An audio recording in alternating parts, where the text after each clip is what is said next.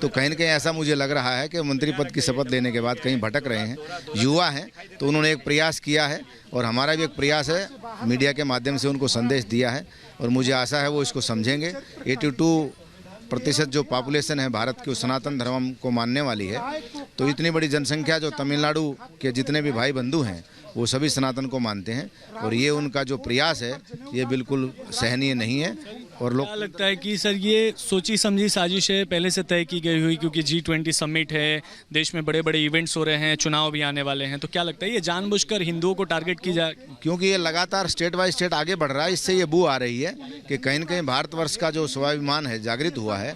और आज अतिथि देवो भव का जो हमारा वसुदेव कुटुंबकम का जो संदेश G20 के माध्यम से भारत सरकार दे रही है, तो हो सकता है कि उनकी ऐसी मानसिकता उसको कहीं न कहीं डिस्टर्ब करने की चेष्टा कर रहे हैं। सर आखिरी सवाल है कि इंडिया वर्सेस भारत, इस पर अब जंग छिड़ चुका है, राजनीतिक जंग, और लगातार ऑपोजिशन कांग्रेस की तरफ से कहा जा रहा है कि जो है देश का नाम बदलने की कोशिश की जा रही है, अब इंडिया की जगह पर भारत भी रखा जा सकता है, तो क्या कैसे देखते हैं इसको? इंडिया और भारत दोनों एक ही शब्द के पर्यायवाची हैं। जो भारत का संविधान है, जैसा हमारे आलोक जी ने बताया, सुप्रीम कोर्ट के वकील हैं, संविधान का उनके ज्ञान है, तो प्रथम पृष्ठ पर भी लिखा है India is that is Bharat, यानी भारतवर्ष तो प्राचीन नाम है और इंडस नदी से अपभ्रंश होकर के इंडिया नाम ये दिया गया है शासन के द्वारा। तो ये वास्तविकता में जैसे सिंधु नदी के किनारे रहने वाले जो लोग थे, और तो आप सुन रहे हैं अलग अलग रिएक्शंस भी आ रहे हैं। आचार्य शैलेश तिवारी हमारे साथ जुड़ गए हैं। सर, जिस तरह से आचार्य जी कहा गया है प्रधानमंत्री की तरफ से, प्रधानमंत्री ने ये तो कहा ही है कि सनातन पर खुलकर बात रखिए, ये भी कहा है कि तथ्यों के साथ बात रखिए, यानी इस बयान की गहराई समझिए कि तथ्यों के साथ जवाब दिया जाना चाहिए, ये समझे।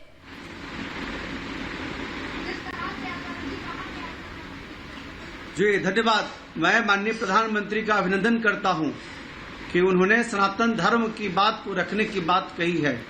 चूंकि भारत के प्रधानमंत्री नरेंद्र मोदी जी सनातन धर्म का एक धर्म ध्वजा वाहक के रूप में इस भारत भूमि पर आए हैं, ऐसे प्रधानमंत्री के रूप में जिन्होंने काशी का कॉरिडोर का पुनरुत्थान किया, केदारनाथ बद्रीनाथ से लेकर के मां विंध्यवासिनी और महाकालेश्वर उज्जैन कॉरिडोर, जो सनातन धर्म की धर्म पताका को ऊंचा करने का काम किया है। आज जिस प्रकार जी, साध्वी निरंजन ज्योति इस वक्त, सर हम आपके पास आ रहे हैं। आचार्य शैलेश तिवारी, साध्वी निरंजन ज्योति इस वक्त हमारे साथ जुड़ गई हैं। साध्वी निरंजन ज्योति, सनातन विरोधी बयान, अब तक कोई भी मुंह उठाकर कुछ भी बोल देता था, लेकिन अब प्रधानमंत्री नरेंद्र मोदी ने कह दिया अपने मंत्रियों को कि वो तथ्यों के साथ जवाब दें। इसका दूसरा पहलू भी है कि पीएम को ठेस पहुंची है क्या? क्योंकि अमूमन पीएम बोलते नहीं है इस तरह की बातों पर, लेकिन क्योंकि सनातन संस्कृति रची बसी है तो उनको भी आघात हुआ है कि सनातन पर कोई कुछ भी बोले चला जा रहा है।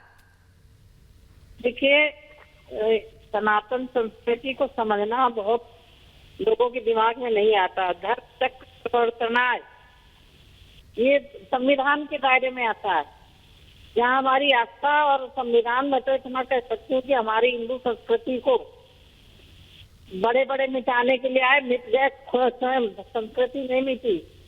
ये सनातन धर्म कभी मिटने वाला नहीं है। सनातन धर्म से ही सारे धर्म पैदा हुए हैं।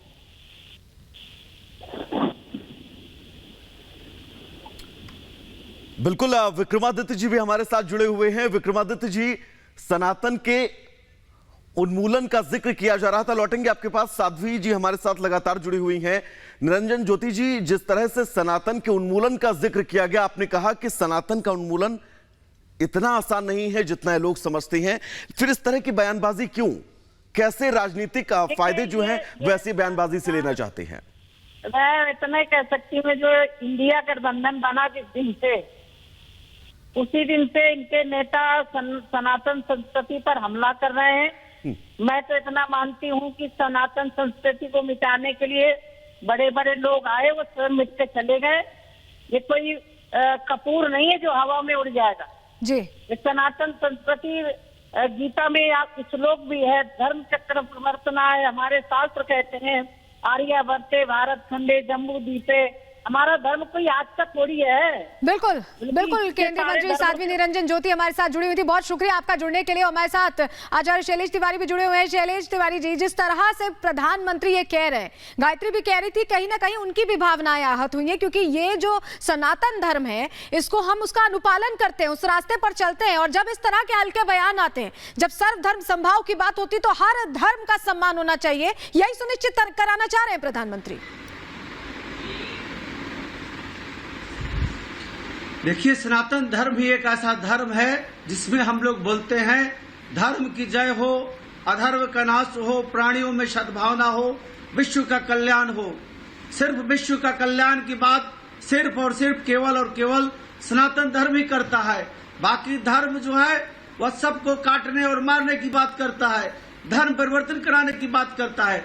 चाहे आप इस्लाम को देखिए, आप जितने भी इस्लामिक राष्ट्र देखिए, सब राष्ट्र ट्रस्ट हैं, सब मारकाट कर रहे हैं, एक दूसरे के ऊपर मारकाट कर रहे हैं। ईसाई मिशनरियों को देखिए, धर्म परिवर्तन कराने के चक्कर में लगे हुए हैं, जबकि सनातन धर्म वसुधैव कुटुंबकम पर विश्वास करता है और वह किसी धर्म को दूसरे धर्म परिवर्तन कराने का काम नहीं करता।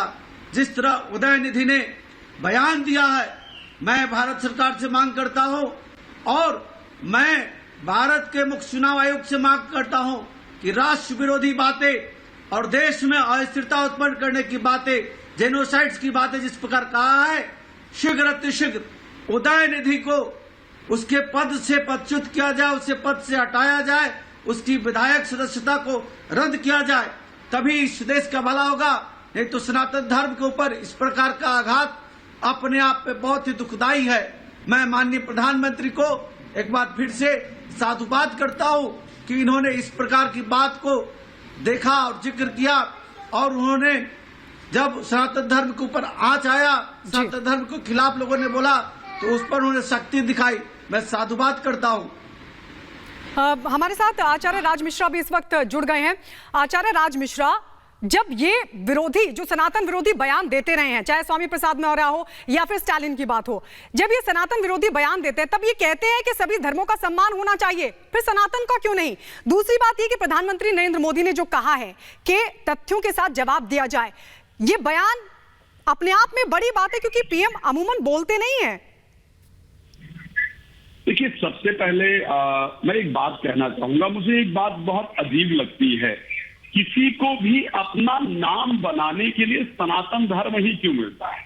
बड़ा दुख होता है मुझे सुन करके। कोई कह दे, मैं स्वयं बोल रहा हूं कि यदि कोई एक बार बिल्कुल आचार्य राज जी आपके पास लौटेंगे, आपके ऑडियो में कुछ दिक्कत आ रही है। आचार्य विक्रमादित्य, मैं आपके पास आना चाहूंगा। जिस सनातन की नींव और बेस ये कहा जाए कि वसुधैव कुटुंबकम है, जो सनातन पूरे विश्व को एक परिवार की तरह मानता है, कुटुंब की तरह मानता है, उस सनातन धर्म पर आना, टिप्पणी कर देना और फिर वहां से चले जाना,